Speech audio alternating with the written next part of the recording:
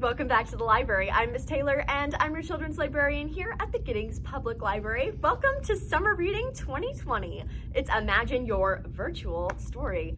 This year we'll be bringing summer reading to you in your own home. Read the stories here with me and then we'll do a project together, and then follow the link above to our website for more summer reading projects and activities to keep it going all week long. This week we'll be reading The Mermaid by Jan Brett. This is what you call a reimagining of a fairy tale. So they took one fairy tale story that everybody knows and they changed it a little bit. See if you can figure out what story this book came from. The Mermaid by Jan Brett. Published by G.P. Putnam Sons, an imprint of Penguin Young Readers Group. The Mermaid. Under the sea, an octopus family got ready for a swim before breakfast. "Time to put on your new hat, baby," said Oka-san. Baby did not like the floppy new hat. The hat was not too happy either. As the octopus family set off behind their house, a little mermaid spotted their front door. Kiniro had been drifting in a warm current with her pufferfish friend. "Take care," Puffy warned. "You never know who may live there." "But I'm so curious," she said. Kiniro sashayed toward the seashell house.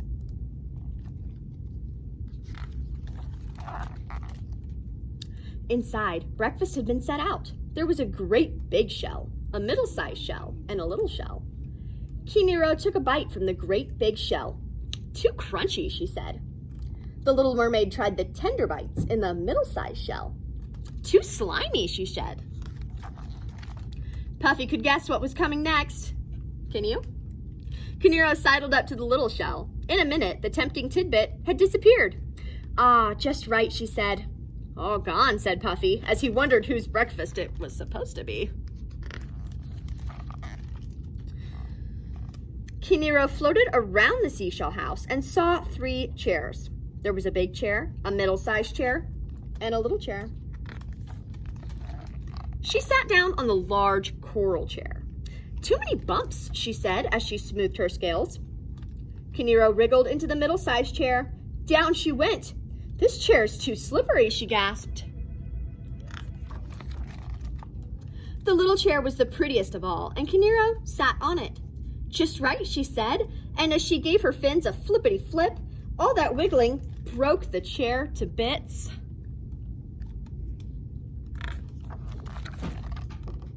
Kiniro was sorry about the pretty chair, but not for long, because in the next room she spotted 3 beds. She and Puffy had been swimming for hours and were ready for a nap. She swam over and settled in. "What sweet dreams we'll have," she told her friend. But someone had been eating in that bed, and there were smashed shells and crab claws all around. "Ew, this bed is too messy," she said. She flopped down on the middle-sized bed. "This bed is too squishy," she complained. As Kiniro patted her tiara, she spied the last small bed. It rocked like a cradle in the tide. She set her head down on a pillow star and fell fast asleep.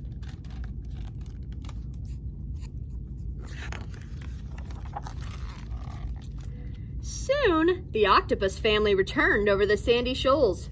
Right away, Ota-san saw his breakfast shell overturned.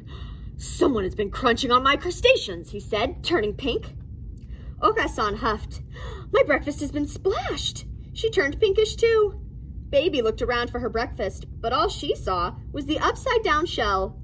"Someone has been eating my breakfast, and there's nothing left for me."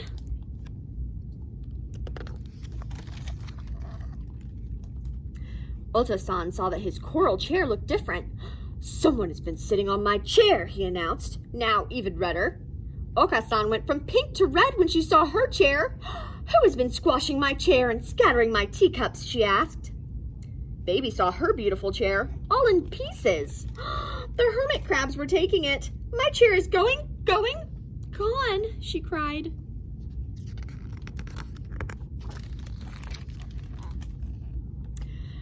Sensing something else was amiss, Ota-san squeezed into the bedroom. "Someone has been sleeping in my bed." He blasted ocean water and kicked up the star-shaped sand. Puffy felt the ripples as Okasan jetted toward her bed. The soft seaweed she liked to drowse in was tangled and torn. Someone has been sleeping in my bed, she said.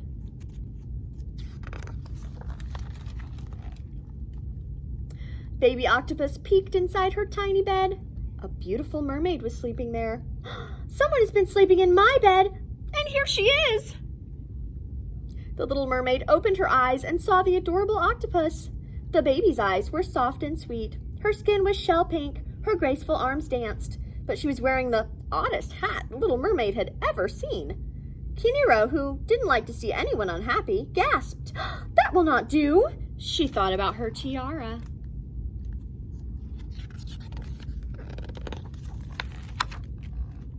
Just then, all 3 octopuses reached for Kiniro with their 24 arms. Puffy was ready. He puffed with all his might. Puffa, puffa, pokety, poke, sticky, stick. His sharp prickles did not let the octopus near the little mermaid.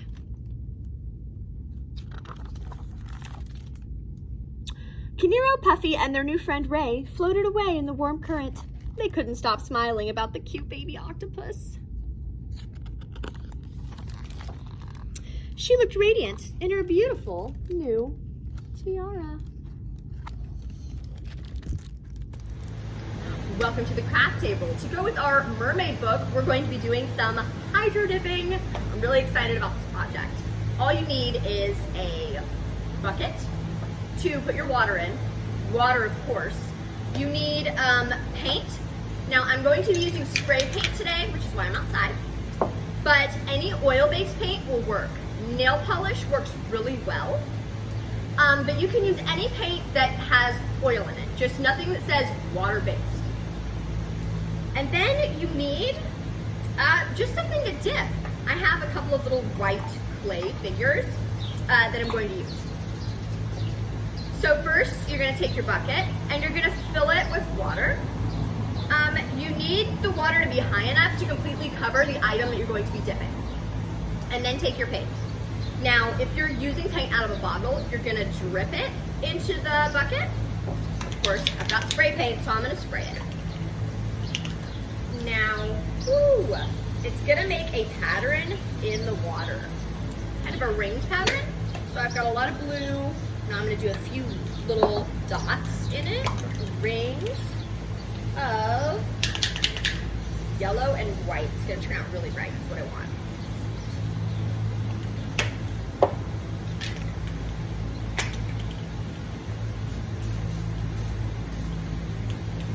All right, I think I like that. There we go. Let me do this one to show you guys.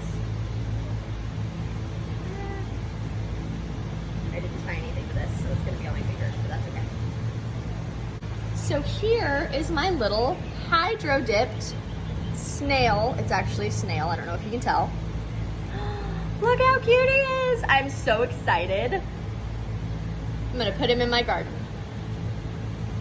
Coming to week 1 of summer reading. I'll see you back here next week at the Giddings Public Library.